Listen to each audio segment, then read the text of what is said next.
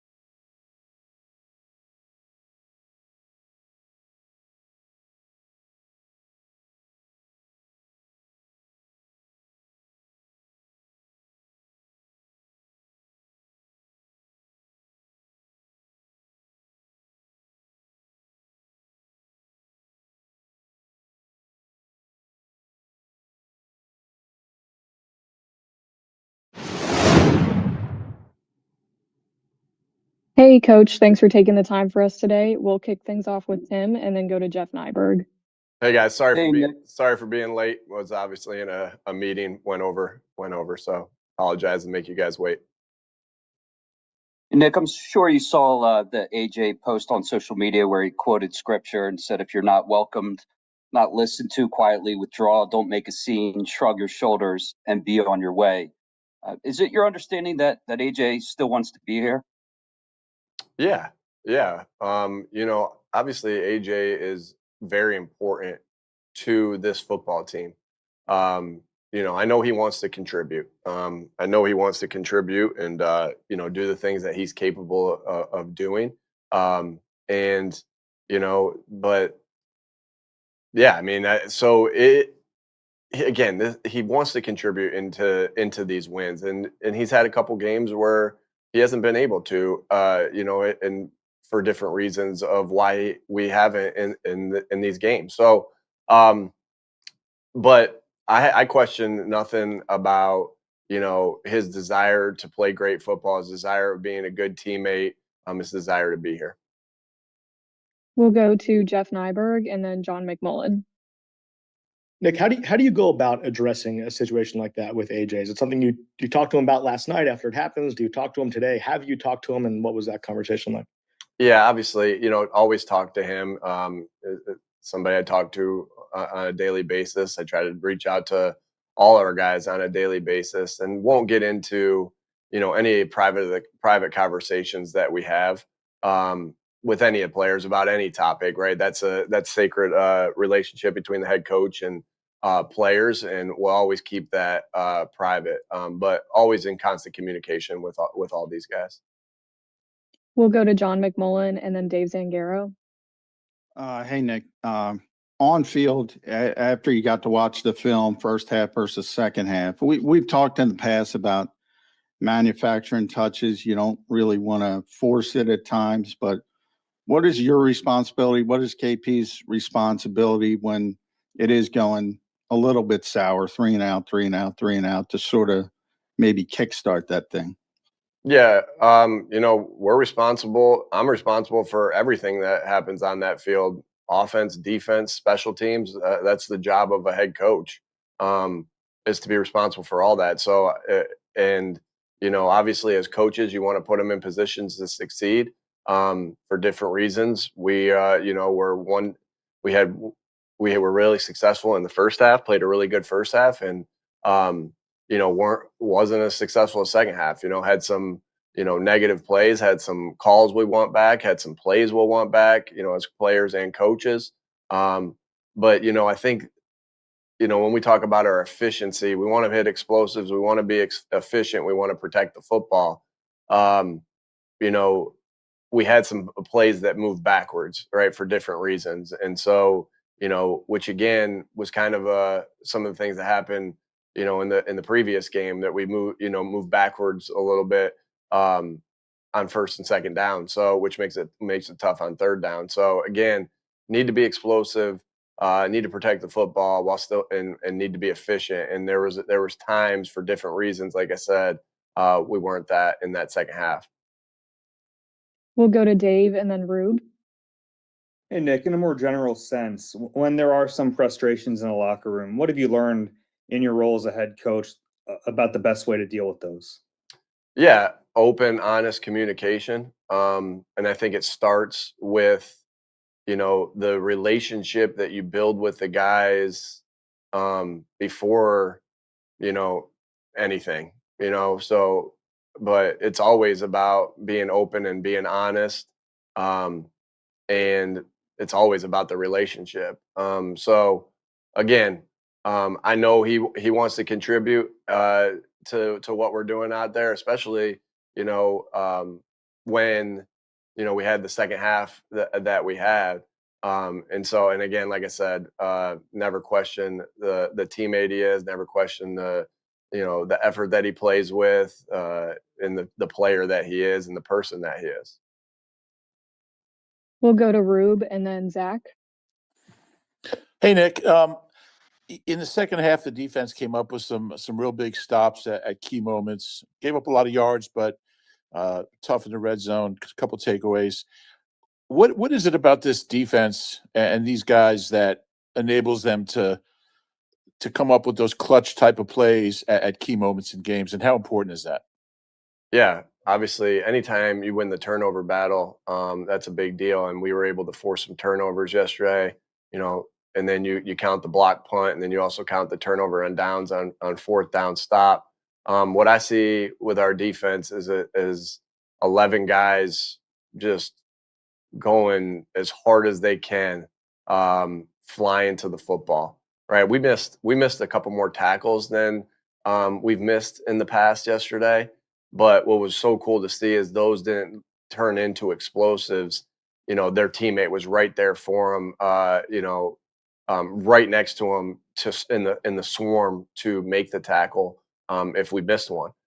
So that's what really stands out is the relentless effort. The play that Jihad has the interception on. I didn't even notice it in the game until I saw it, um, on film and looked at it on film.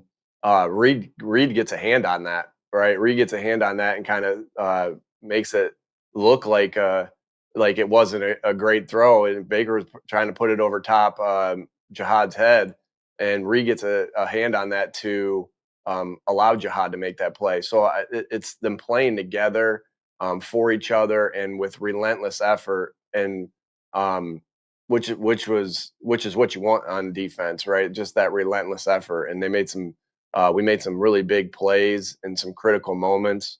Obviously, have things to clean up, with some of the explosives that were hit. But when you're playing that hard and for each other, good things happen. We'll go to Zach and then Brooks. Thank you. Hey, Nick, if I can follow up on the variations you have to the tush push, what made yesterday the right time to use those, and how do you think it affects the way defenses play you going forward? Yeah, hopefully you soften them up, right? You soften them up for the next time you run it. Um, I won't get into schematically, Zach, just why we thought in that particular game, or when or anything like that. Obviously, for you guys understand that. I appreciate you guys understanding that. But yeah, you hope that you soften it up for the next time that you run the play. That's a good defense, as we know, with really good interior linemen, defensive linemen, linebackers, like you name it. And it was the right time yesterday for it. And this we probably had a couple more of those in 23 and 22 that we ran more so than in 24. That were really, I can think of a couple off the top of my head, that whether it was at Washington in 23 or against the Giants in 22, that turned into some explosive plays as well. So it was just the right time yesterday. Kevin did a good job of calling those in those scenarios, and the players did a great job of executing. We'll go to Brooks and then Martin. Hey, Nick, with Quinyon Mitchell's play yesterday, I'm just curious what you've seen as the season's begun, some of the things behind the scenes that are matching with the play that's showing up on Sunday. Yeah, just a relentless guy who relentlessly works every day. Um, you stay out after practice. He's out there working his footwork. He's out there working catches. He's out there working his breaks and his ability to press and all his footwork that goes into playing defensive back. So it's great when you see, and obviously he's highly talented, and so it's great when you see that work, that daily grind, show up, because we're a product of our habits, and those habits are formed in practice. And I think you get top level preparation by Q, not only in practice but in pre and post practice. We'll go to Martin and then Bo. Hey, Nick. I was wondering if you're seeing any kind of, I don't know, common denominator in the way Jalen Hurts is playing, both in the first half against the Rams and then the second half yesterday against the Buccaneers. Like, what kind of adjustments are those teams making to kind of limit his effectiveness? Yeah, I think he's been again really efficient. If you look at it, he's in the top 10 at completion percentage. He's in the top 10 of quarterback ratings and top 10 of QBR. All those things, show how efficient that he's been. obviously when you're that efficient and you're good on offense, you're going to see different things from different teams. And it's hard to say, hey, it's Martin, sometimes they did this, like one team did this, the other team did this, just to try to slow us down. And but I've just seen that consistency, efficient play, and as far as what one half looked like and what another half looked like, we got to coach more consistent, we got to play more consistent across the board. So we put together a full game. I look at our first 4 games this year, very similar to what our first 4 games were last year. Um, you know, we've obviously played a very hard September schedule. And coming out of September last year, it was a good opportunity for us to sit and say, hey, what do we do good? What are we, not doing so good, and try to, figure that out and get better from it, and get better every day. Well, it's the same thing here. It's just we have a different record right now. And so we have to have that same hunger, same humbleness that we had last year, this year.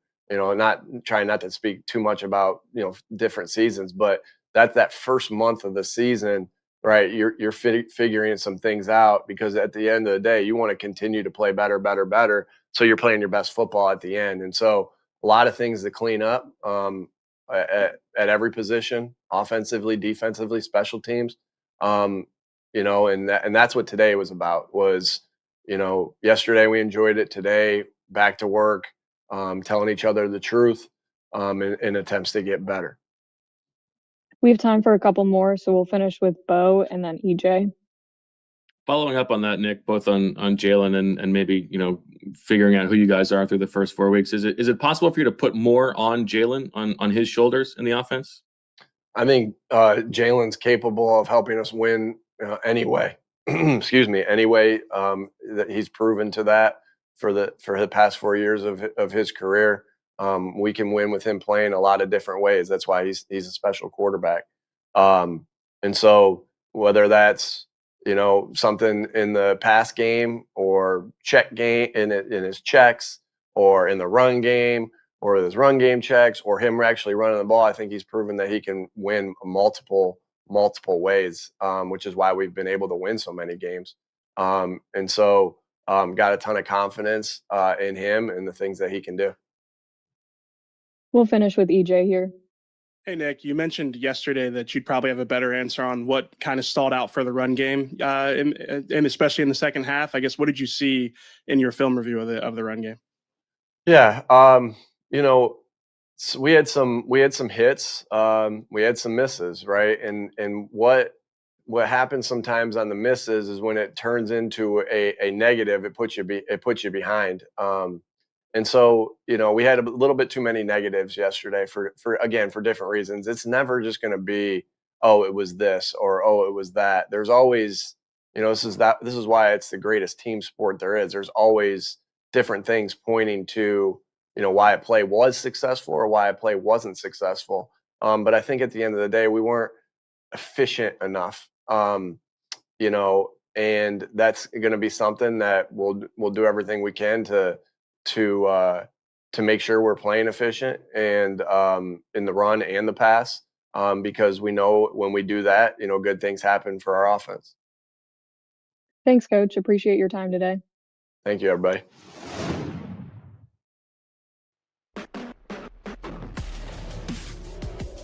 Nick Sirianni Live, presented by Premier Orthopedic.